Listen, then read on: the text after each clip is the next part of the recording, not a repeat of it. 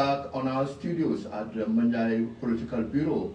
As you know, it is UDP Media Network once again. And just as we promised you that we will be here this afternoon with the Honorable Member, and he is here with us. But before we start the program, let me just tell my co-host also to introduce himself, and the Honorable Member also to introduce himself. Honorable. Thank you very much, Mr. Bob. As we said, this is a new program in UDP Media Network, which is leadership engagement, accountability, and development. And we are right here with Honorable Member, and we'll just give him a few seconds to introduce himself. Honorable, you are welcome to the platform. Yeah, thank you very much. I thank all of you for the opportunity given to me. And as you all know, I am Honorable Yahya Menteng. I am the National Assembly Member for Latrikunda constituency. Right. Thank you very much. So, Mr. Bob, what next do we have? Well, today in the program we have very important issues to talk about before we get into the program proper. Right. Well, these two important issues, I think, is the talk of the town. Right. One of the issues is the leaked document concerning the president's mother's health issue, which I think they spent 3.6 million. For our treatment for the mother of the president, and it is definitely a controversy. Yes. You know, the public, they are having it. Yes. Thank you so very much. What do you know about that? Thank you very much, Mr. Bo. My analysis on this point, mostly in the social media, as you can see, the outcry is about the amount of the money, about 3.6 million. Yes. But the area that I want to touch is, forget about the monetary aspect for now. But this shows that our health system is too fragile. Because how can the president's mother leave the country and go to a neighboring country like Senegal to go and have a treatment? When the president himself went all around the country and said, our health system is one of the best in the sub-region. Really? So, right. And then we learned that the Honorable MP is here. Yes. And then he knew about it, the amount of money that was pushed into the health. Is it not sufficient for Gambians to be able to go for a medical checkup? This is something that it is too shameful, and it is something that Gambians don't deserve in this new dispensation. That is the thing that I want to say. But I don't have to go further because Honorable Member is here. He is going to analyze and tell us why is this happening. Because he also shares certain responsibility because he is also another arm of the government. Yes. That he's part of. So he will have something to tell us about that. The next thing will be what? Well, the next thing is the 𝒑𝒔 saga. Yes. You know, there's a demolition at 𝒑𝒔. Yes. There are a lot of buildings that have been demolished at 𝒑𝒔. Yes. And the property, the owner of these properties, definitely they are in a situation which one cannot even explain. Yes, Mr. And you know, the most important thing is, I think government, if they should do certain things with the public, they have to inform them. But many of them complained of the short notice, and the document that they serve is not authentic. All right, I have something to say about that. One thing, as a government, as an institution, like the planning unit, they should go by professionalism. Because I understand that the notice that was given to them, if you look at the caption, forget about the grammatical errors, because we are not British, we are bound to make mistakes. But there is one fundamental choice of word. Instead of encroachment into the public, they say encouragement into the public.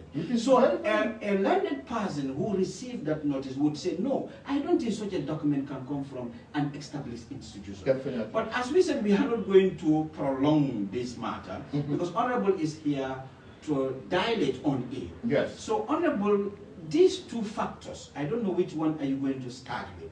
What is your opinion? Yeah, we're going to always start from in order. Yes. First, we react to the president's modest statement. Right. Which I will say the president steals from the national coffers. Yes. Because for me, when I saw this news, I asked myself two basic questions. Yes. Number one, is President's mother is part of the first family? Okay. Yes. Number two, is this backed by an insurance policy? Okay. The third thing that comes to my mind was it or is it a settled state practice? Okay. Number one, I am sure the President's mother is not part of the first family. Yeah. Okay? First family will include the President, wives, and the children. Yeah. The mother is not part of the first family. Okay. So, and also the mother is not part of the first family. Okay. It's not a civil servant, it's not a public servant. Okay. So it's very disturbing for the President to dip his hands into our state coffers and treat his mother. Okay.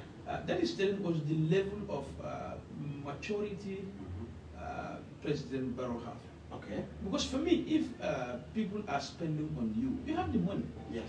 For me, it's going to be my pleasure, okay, my utmost pleasure, definitely, to get my personal money and kill my mother. Yes. My mother. Yes. My born mother. Yes. Why would I steal to kill my born mother? Yeah, really. Do you understand? So the President is just very, very sad. Do you understand? With all the money you have, with all the salaries you have, with all the entitlements, with all the benefits we are giving you as our head of state, you cannot sacrifice, because this is just a matter of sacrifice. Yes. Do you understand? And one to be dutiful to your parents. Yes. So if I was President Barrow, I was going to dip my hand inside my pocket. Even it's going to be 100 million to kill my mother. It was. Because I'll be very proud of that. Right. So to answer all these questions, I don't think the President's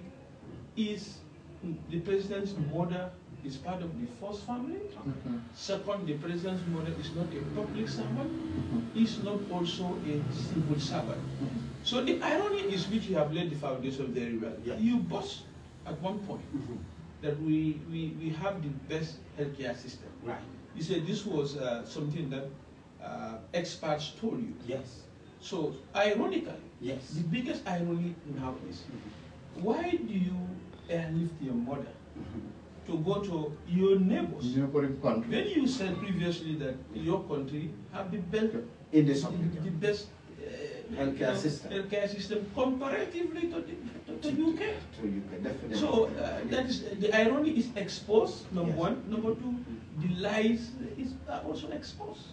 Yeah, but Honorable, we saw a caption from Standard newspaper that the government want to investigate who leaked these documents. Which is very insulting to the collective intelligence of Gambians.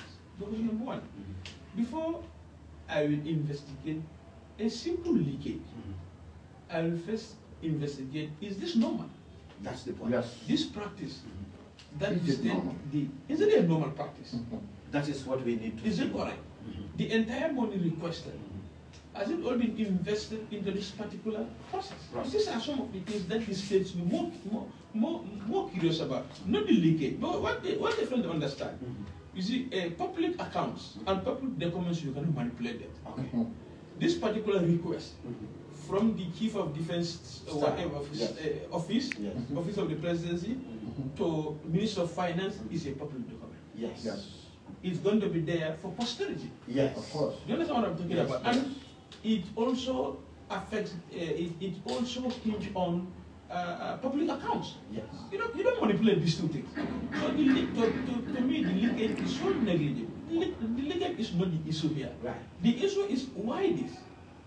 Why will the state spend some 3.something million on President's mother when she is not part of the first family, when she is not a public and a civil servant? So in other words, in a nutshell, it is undone. It's absolute nonsense for them to tell Gambia. So we move they to want Salah. They want to And also, investigate. government spokesperson at the State House also accused the UDP, blaming them of spreading rumor about this issue.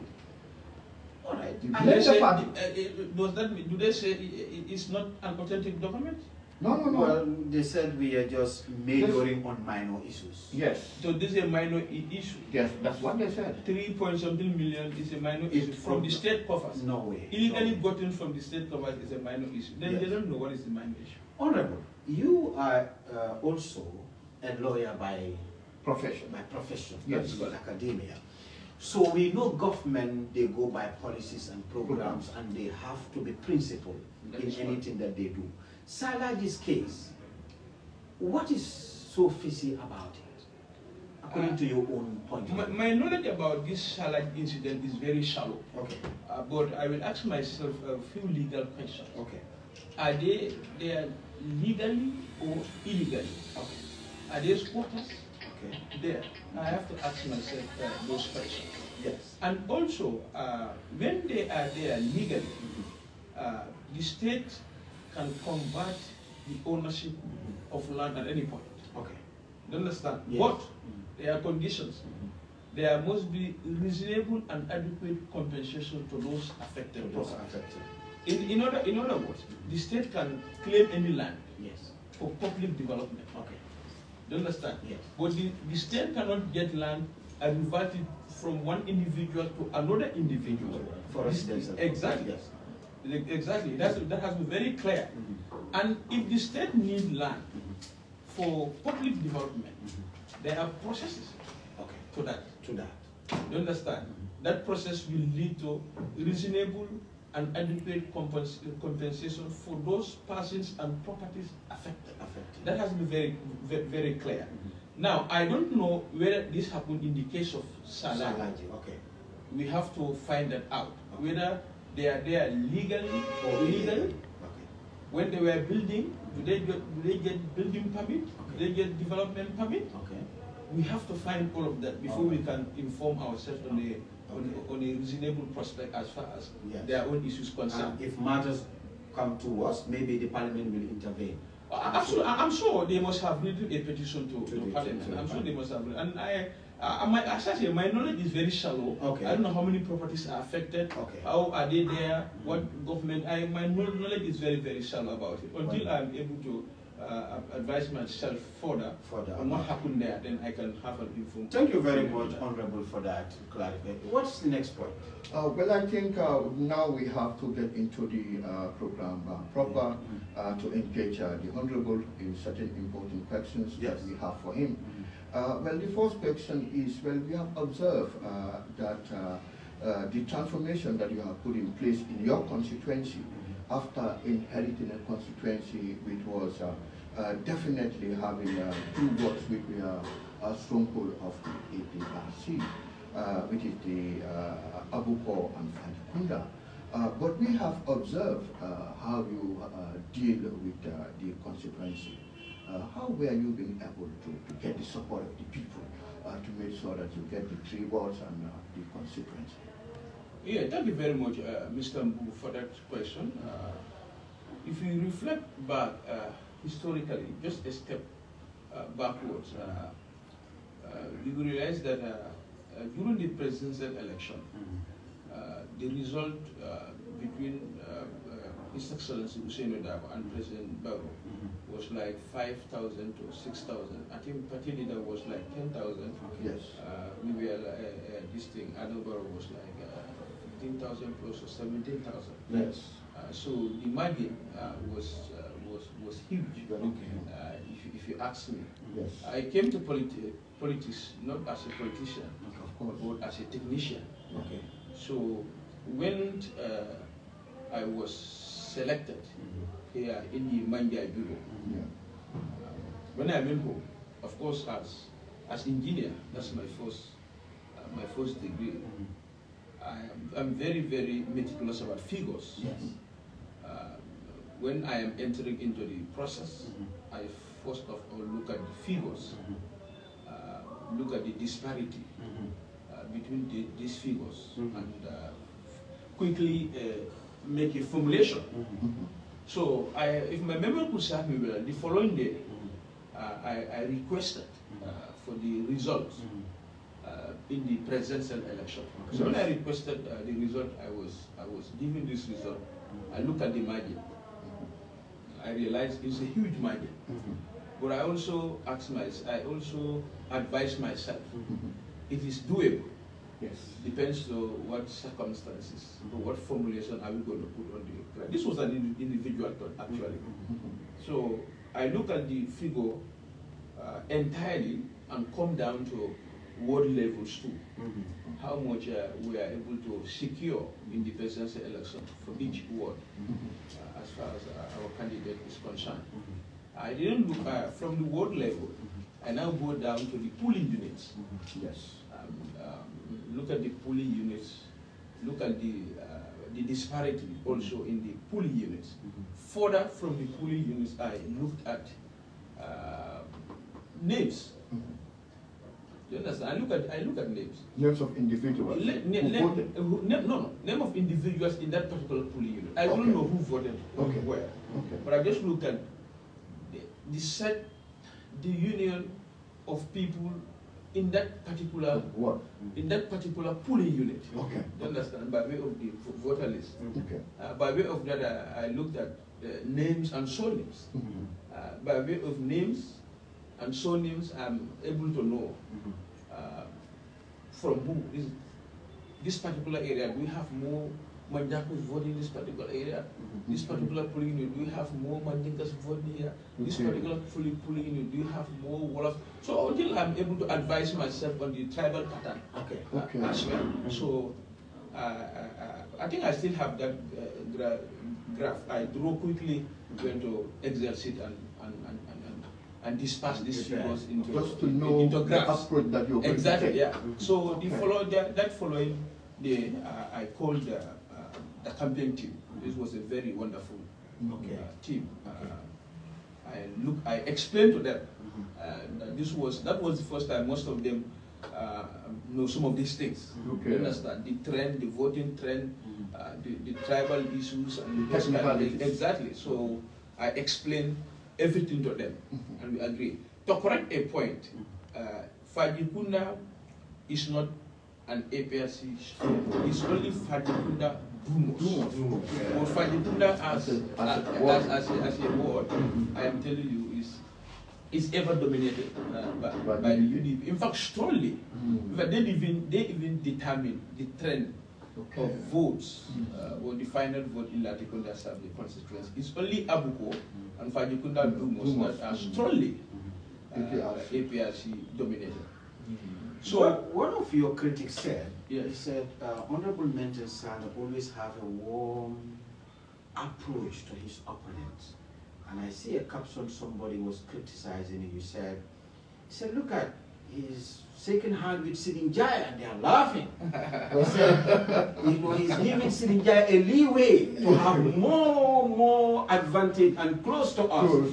Those are crude and raw analysis, reaction to when politicians meet. We'll come to that.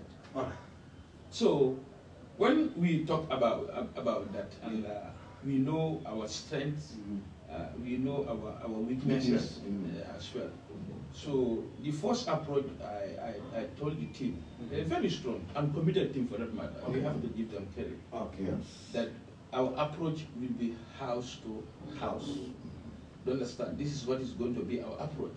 And our house-to-house approach also, we are not going to leave any compound. As far as this is our area, we are going to enter in all compounds. So the first day when we started the house-to-house approach, I realized my team are more comfortable going into UDP households than the other households. So the next day, before we start, I told them, you see, what I saw yesterday, I'm not very happy about that. I want us to visit every household, every compound, because I want to be everybody's National Assembly member. You understand? I told them, make yourselves comfortable. I know for the past 20, 25 years, there has been a lot of enmity created between neighbors because of politics. You understand? I know some of my politicians are not in good terms with their neighbors. I told them, but make yourselves comfortable. If you go there, they'll be very, number one, they'll be surprised if you enter their houses. And some of them will be happy that we entered their house. Of course. And I told them about one thing: nobody is going to insult us, and nobody is going to beat us. Yes. Of course. The only thing is, I will vote for you. I'm not going to vote for you. That's the only truth. So we did that, and we entered all the compounds. Mandingos, Jolas, Sarahules, no compound. We don't skip any compound until the final day of voting. But when we started that approach, we knew we were going to win. Okay. We know that about it. We knew we are going to win. Because of the assurance. Yes, exactly. Yes, exactly. And those were very genuine assurances. They were not fake assurances.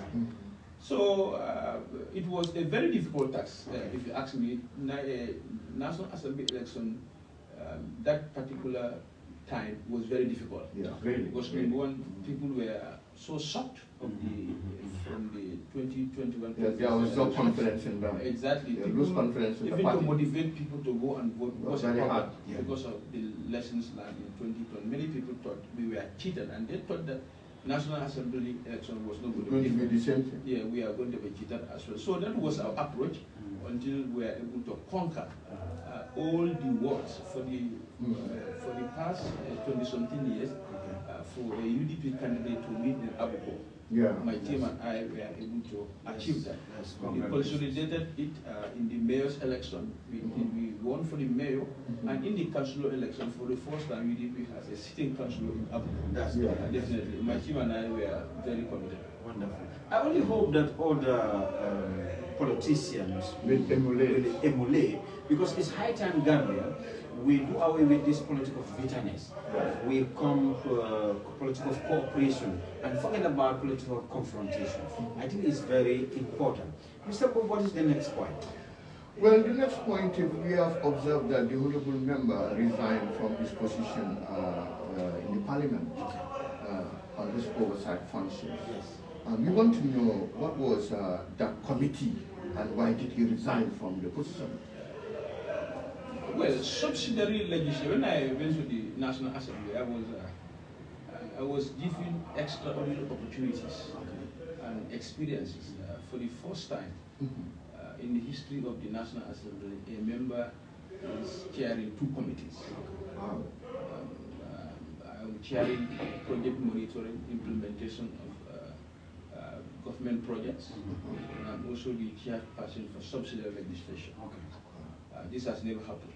National Assembly member, especially for the new time, for your new entrance to chair 2 committees. So when I met the committee, Honorable 𝒂𝒄𝒄𝒏 was the first chair of that subsidiary legislation. She did fantastic.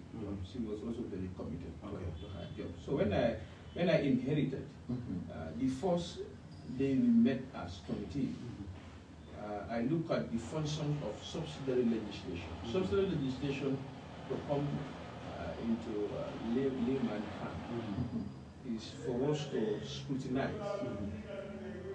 all the delegated responsibilities we give to the executive arm of the government. That's in other words, if we made our primary laws, primary legislation, for us to improve the implementation of the law, we do give government, ministers, the president, to make policies or regulations with the intention that the laws we made as per our primary legislation function for us to improve the implementation of those laws. But we realize, I don't know what was passing in the mind of Parliament at the time of formulating subsidiary legislation, because I wasn't in Parliament in those days. But if you looked at the function of subsidiary legislation, I can say what was passing in the mind of Parliament at the time is that the executive is abusing these powers we delegated to them. See the point. You understand? They don't implement them as you. Exactly.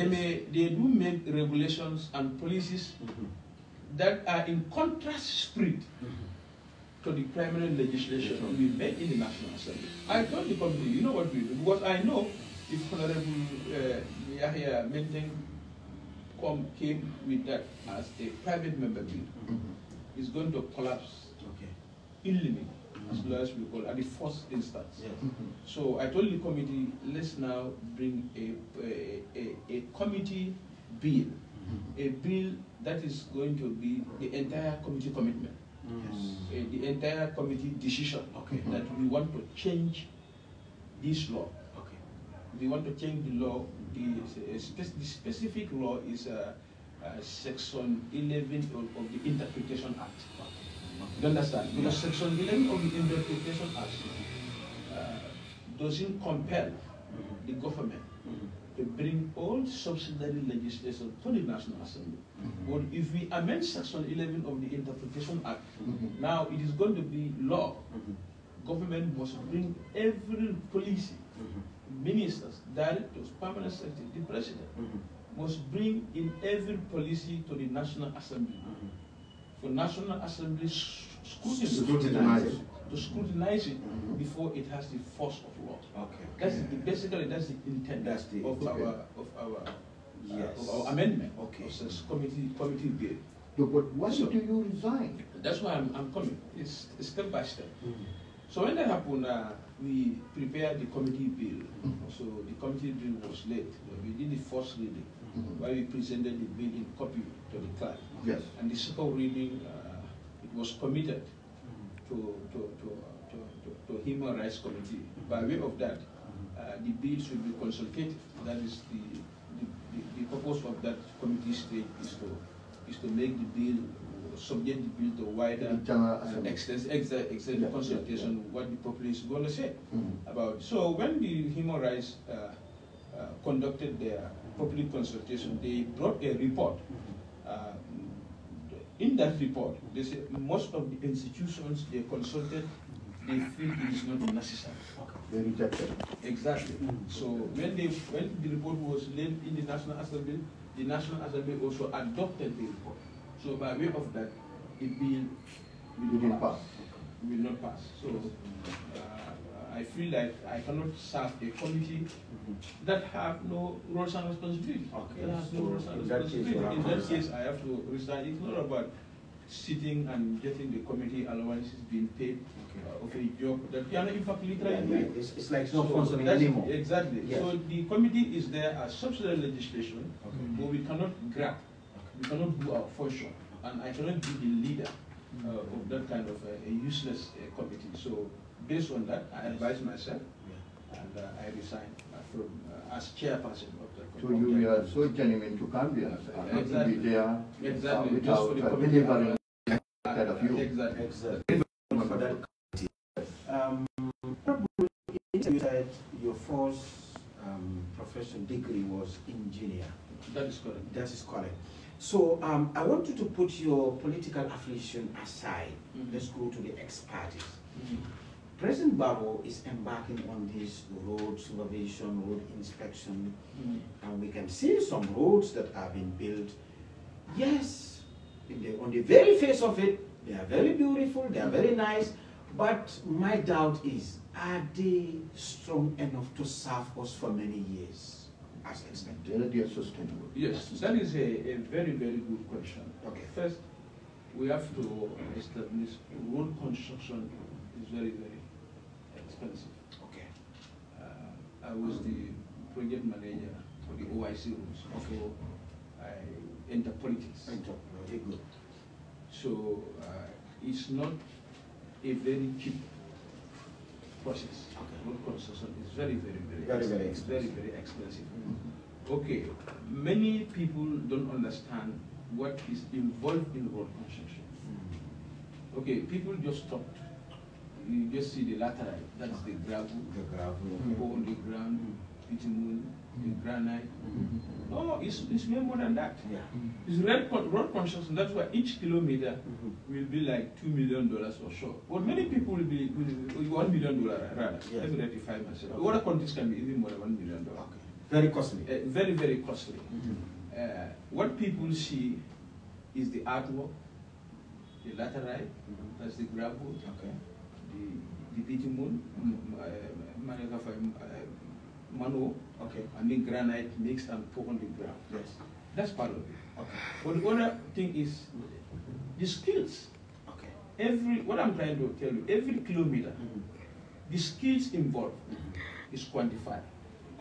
How many quantity surveyors?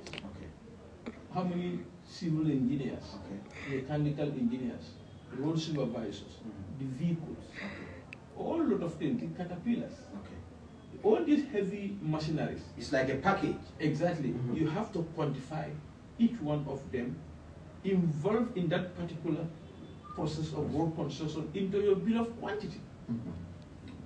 You understand? Yeah, I get. And some of these caterpillars are $10 million, $20 million, $25 million. You understand? So that's the technique as when engineers are quantifying road construction.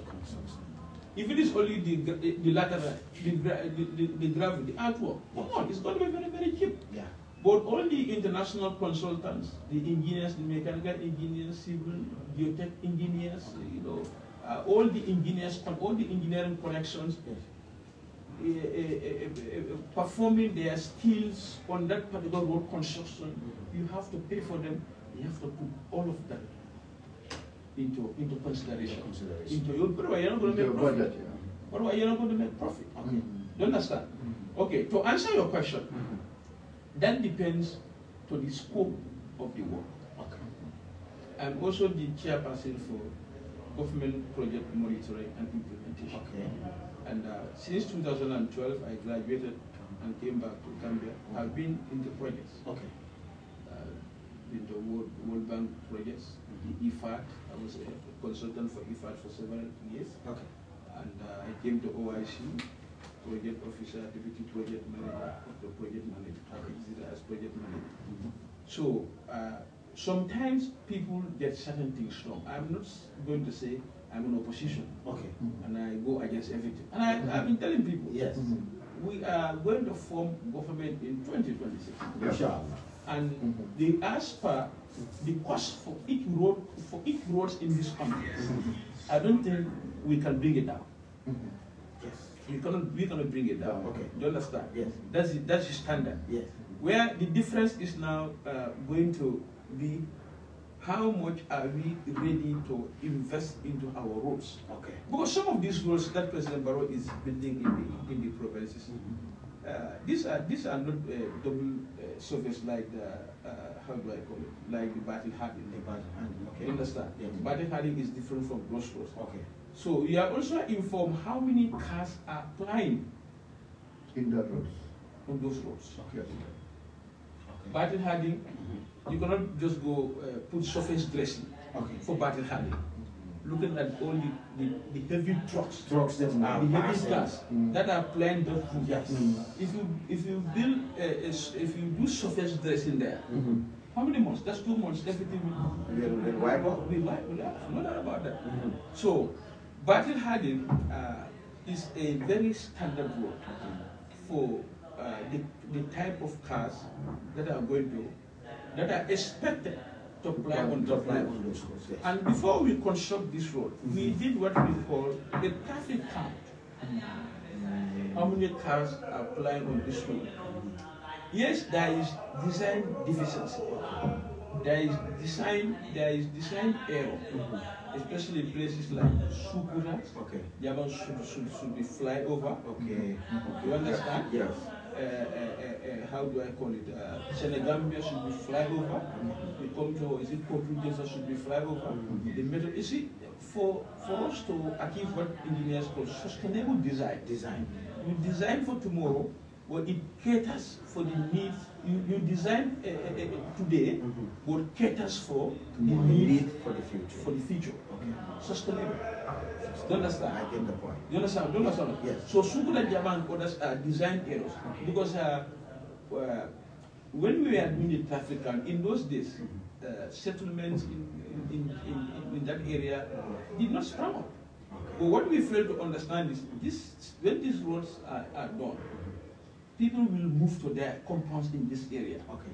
And they will not use the Westfield, they will prefer to use the bad hardening, come to Sukura and go to their houses. That was a design error. Okay. Nothing can be perfect. Okay. But if you ask me the quality of battle hardened road, is there. It doesn't mean that I was involved in the process. Okay. And because I'm involved, I'm trying to give credit here. I'm doing a very frank analysis. Okay. And you asked me in your question, my expert analysis. And that's what I'm doing exactly. Yeah, I appreciate the quality is there. Other roads in the provinces, if you ask me, some are relatively bad, but also that was informed by how many cars. You stand on those cars. Okay. You stand on those roads. Okay. When one car passes, before another car passes, that will take 1 hour. So why do you need to replicate a bad handling road on road?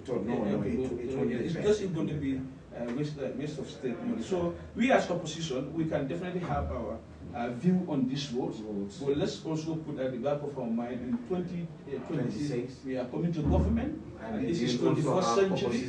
Everything is going to be on internet. They can say, okay, but you guys exactly $1 million. Why are you doing it now? What about certain intersections, getting into certain streets? That is disturbing the public also, and what people are complaining about that. That's also part of the effort of the design. That is correct. I told you there are a lot of design errors that we could have rectified at the time. If you look at the roundabout, it's so dangerous for you to have a crossing just few meters after the roundabout. But to be honest with you, even the humps on the highway, these were not all part of the original plan of the road, because we thought that this was going to be a highway like any other country. The humps. Do you understand? Homes, you understand? Yes. These were not part of this design. Do you understand? People crossing, we are not part of it. We thought that people were able to have patience to go to the roundabouts and go to their settlements. But you don't design like that. You don't design to inconvenience people. You design for comfort. For comfort. You understand? So those are things that are very good. But if you ask me the quality, and the quality of Badihali Road is up to par. Thank you very much, Honorable, for that analysis of your expertise. Mr. Mbo, what's the next point? Well, the next point is we have observed also that the Honorable has also sponsored a bill at the National Assembly concerning the local governments, how they can get autonomy, and those who are also nominated, how they can get a voting right. Okay. So this is a bill that he has passed some time ago at the Parliament, and I think the bill was rejected. I just would like to know from the Honorable, what was the procedure there, and why did they reject the bill? Yeah, thank you very much. To properly put the question, the bill was not hinged on local government autonomy. Okay. It was hinged on giving voting rights to nominated members. Okay. You see, when we make laws, or the existing laws, especially the Constitution, should be in conformity with all other laws. Yes. To be fair. To be fair. There should be a uniform applicability of law. Do you understand? What is in the Constitution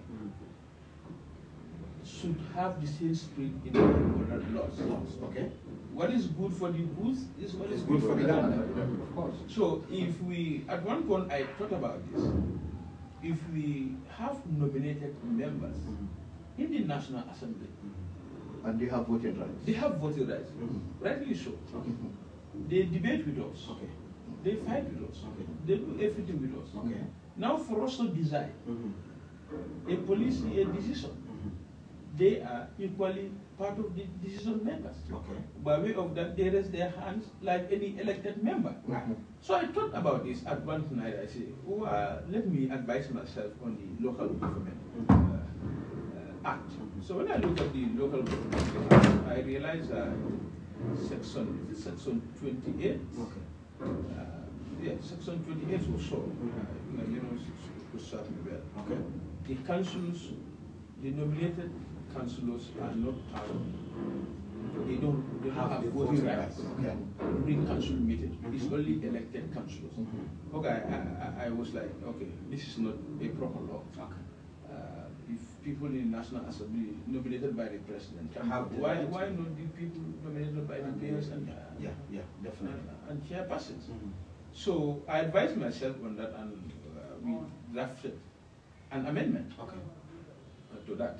That amendment is to give voting rights to nominated members, councillors of the local council. So it was taken to the National Assembly. First reading was done, and the second reading, where we debated on the issue, and the majority thought this was a political move by the UDP to empower their mayors and chairpersons. Strategically in mind, they have our mayoress in Banjul, Malik Law. Our council is one of those councils that we didn't perform very well. So they thought that this bill has came to empower. Right, because time is comfortable. Yankuba is comfortable. Landing is comfortable. You understand? Whether they are nominated members or not. But honorable, having those type of scenarios in mind, it means that it's a reason to have more comprehensive laws. So in that, having that in mind, are you optimistic that we're going to have a new constitution before 2026? Yes, we're good at that. We will surely read to the Constitution. But as far as the bill is concerned, the reasons to reject the bill, I told you. Yes. That's the only reason they rejected the bill. But I want in the National Assembly, whether do you make any consultation with the chairpersons? Yes. I did consultation. I consulted Talib, I consulted Yankuba, I consulted Landing, I consulted this one, Rohi Malik Law, I consulted. Even some of their chairpersons, I consulted them. And the local government committee too went on top. And one of the queries, one of the problems highlighted to them by the nominated councillors was their lack of voting rights. So you can even see the problem was even, transmitted to the local government committee, committee chaired by Honorable Suleiman Jame. So the bill the bill collapsed in second reading, and I reintroduced the bill again because it's my right. If it is rejected, I still have right to bring it. So I bring it again, but I was able to realize a technical error in the draft. So I recall the bill. That technical error is sorted. So in June again, you have congratulations. Yes, that's so good. That's so good. Mr. Bo, I have only two questions here. I think we can start with this first one. We understand that the United States of America, through the tongue of Donald Trump, about the USID is no more. So as a parliamentarian, a policy maker, how will this affect government programs? Yes, thank you very much for that. That's a very important question. Yes. As my committee, government projects monitoring and implementation, we want to have conversation with all the project heads or project coordinators and project managers. We want to find out from them which of those projects they are managing or implemented is affected by United States, is affected by the United States. Exactly. Yes. We want to be very sure. We know certainly there are some projects that might be affected. Yes. Especially this compact and this whole program. Is the FCC project, because I think that is funded by the United States government. Yes. But we are not sure how many are affected. We only can hear that from project directors, project coordinators, and project managers. We will have interaction with them, and by way of that, we will be informed. Yes. If that is the case now, if our projects are impacted by the Trump move, frozen all the United States aids all over the world, then it's going to be a very complicated situation, because some of these projects make exactly to be able to get those projects and implement them.